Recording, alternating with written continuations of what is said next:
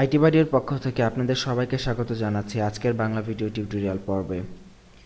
আমাদের আজকের পর্বের বিষয় হচ্ছে HTML লিস্ট বা HTML আমরা কিভাবে লিস্ট তৈরি করতে পারি সেটা। শুরুতেই বলে নিচ্ছি, আমরা যারা আগের পর্বগুলো দেখেছি, আগের পর্বগুলোতে আমরা খুব বেসিক কিছু বিষয় সম্পর্কে জেনেছি এবং আজকের পর্ব থেকে আমরা যে বিষয়গুলো জানব সেগুলো আমরা একটি ওয়েবসাইটে সরাসরি ইমপ্লিমেন্ট করতে পারবো এবং এগুলোর প্রচুর পরিমাণে ব্যবহার হয়ে থাকে। তো এই টিউটোরিয়ালটিতে আমরা আগেও বলেছি, এখনও বলতেছি, আমরা পার্ট বাই পার্ট একটি ওয়েবসাইটের বিভিন্ন অংশ খুঁটিনাটি বিষয় তৈরি করা শিখব এবং যখন আমাদের এই শেখাটা কমপ্লিট হবে তারপরে আমরা কমপ্লিট ওয়েবসাইট তৈরি করব। তো আশা করি কেউ এইভাবে শিক্ষা পদ্ধতিতে অবশ্যই আশা করতেছি যে আপনারা কেউ বিরক্ত বোধ হবেন না, কারণ আমরা মনে করি যে এইভাবে শিখলেই আমাদের শেখাটা বেটার হবে। তো মূল কথায় চলে আসি যে HTML এর মধ্যে আমাদের দুই ধরনের লিস্ট আমরা দেখি, খুব জেনারেলি, খুবই সাধারণত দুই ধরনের লিস্ট দেখা যায়। একটি হচ্ছে আনঅর্ডার্ড লিস্ট এবং একটি হচ্ছে অর্ডার্ড লিস্ট। তো অর্ডার্ড লিস্ট হচ্ছে ওই ধরনের লিস্ট যেটাতে 1 2 3 4 দিয়ে লিস্ট তৈরি করা হয়, এবং আনঅর্ডার্ড লিস্ট হচ্ছে ওই ধরনের লিস্ট যেখানে 1 2 3 4 থাকে না আমাদের তালিকায়। এটা সাধারণত ডট ডট বা স্টার মার্ক দিয়ে হয়।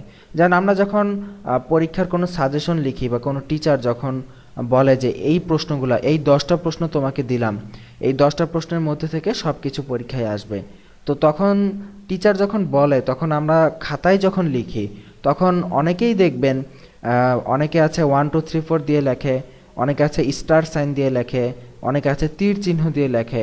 তো এই যে আমরা বিভিন্ন রকম স্টাইল এখানে ফলো করতেছি, এই কাজগুলো আমরা HTML-এও করতে পারি। তো তার কিছু বেসিক বিষয় আমরা আজকের পর্বে শিখব। তো প্রথমে আমরা চলুন আমরা দেখি যে আজকে আনঅর্ডার্ড লিস্ট কিভাবে তৈরি করা যায়। আনঅর্ডার্ড লিস্ট তৈরি করার জন্য HTML এর যে ট্যাগ ব্যবহার করা হয় সেটি হচ্ছে UL ট্যাগ, যেটা মিন করে আনঅর্ডার্ড লিস্ট। এবং UL এর মধ্যে লিস্টের আইটেমগুলো দেওয়ার জন্য আমাদের যেটা ব্যবহার করতে হয় সেটা হচ্ছে LI, বা আমরা বলতে পারি লিস্ট আইটেম। তো এখানে লিস্ট আইটেম আমরা কি কি লিখব, যেমন আমরা এখানে লিখি যে, আমরা এখানে সাপোজ লিখে দিলাম লিস্ট আইটেম নং 1, এটা হচ্ছে লিস্ট আইটেম নং 2, লিস্ট আইটেম নং 3, লিস্ট আইটেম নং 4, লিস্ট আইটেম নং 5, এভাবে 5টা আইটেম আমরা দিলাম। এটা হচ্ছে আনঅর্ডার্ড লিস্টের জন্য। এবার যদি আমরা পেজটা রিফ্রেশ করি দেখব আমাদের এখানে একটি লিস্ট চলে এসেছে, লিস্টের বিভিন্ন আইটেম আছে এবং আইটেমগুলো দেখুন যে ডট ডট সাইন, এটা একটা ডিফল্ট ভাবে ব্রাউজার থেকে দেওয়া আছে, ডট ডট সাইন দিয়ে আইটেমগুলো এখানে শো করতেছে। তো আমরা যদি এটাকে কপি করে আমরা এখানে এটাকে যদি আমরা অর্ডার্ড লিস্ট তৈরি করতে চাই যে এইভাবে 1 2 3 4 আকারে আসবে, সেই ক্ষেত্রে আমাদেরকে জাস্ট অর্ডার্ড লিস্টের জন্য OL ইউজ করতে হবে। আনঅর্ডার্ডের জন্য আমরা যেভাবে UL ইউজ করেছি এবং অর্ডার্ডের জন্য আমরা ইউজ করব OL। এবার যদি আমরা রিফ্রেশ করি তাহলে দেখব আমাদের নিচে আরও একটি লিস্ট তৈরি হয়েছে এবং এটি হচ্ছে একটি অর্ডার্ড লিস্ট এবং বাই ডিফল্ট এখানে 1 2 3 4 5 মানে লিস্ট আকারে চলে এসেছে। আমরা এখানে যদি লিস্টের আইটেম আরও বাড়াই এটার নিচে 6 7 8 এভাবে চলে আসতে থাকবে। তো এই হচ্ছে অর্ডার্ড লিস্ট এবং আনঅর্ডার্ড লিস্টের খুবই বেসিক ধারণা, এবং এইভাবে আপনারা বিভিন্ন লিস্ট তৈরি করে ফেলতে পারেন। এখন আমরা এই পর্বে দেখব যে এই আনঅর্ডার্ড লিস্টের এবং এই অর্ডার্ড লিস্টের বেশ কিছু বৈশিষ্ট্য, বা কিভাবে আমরা এই যে ডিফল্ট ডট ডট সাইন এবং 1 2 3 4 এগুলোকে আমাদের সুবিধা মতো, আমাদের ইচ্ছা মতো আমরা কন্ট্রোল করতে পারি। তো প্রথমেই চলুন আনঅর্ডার্ড লিস্ট নিয়ে আমরা কাজ করি।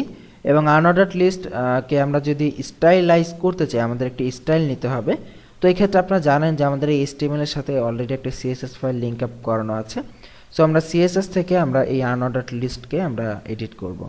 তো আমরা UL কে সিলেক্ট করে নিচ্ছি আনঅর্ডার্ড লিস্টের জন্য, এবং এটার যে কমন একটি যে প্রপার্টি যে লিস্ট স্টাইল টাইপ আমাদের এখানে ইউজ করতে হবে।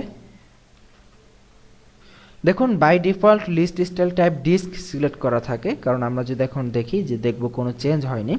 তো এখানে ডিস্কের পরিবর্তে আমরা যদি সার্কেল কথাটা ইউজ করি তাহলে দেখব যে এই বাম পাশের ডিস্কগুলো চেঞ্জ হয়ে দেখুন সবগুলো সার্কেলের মতো বৃত্ত হয়ে গেল।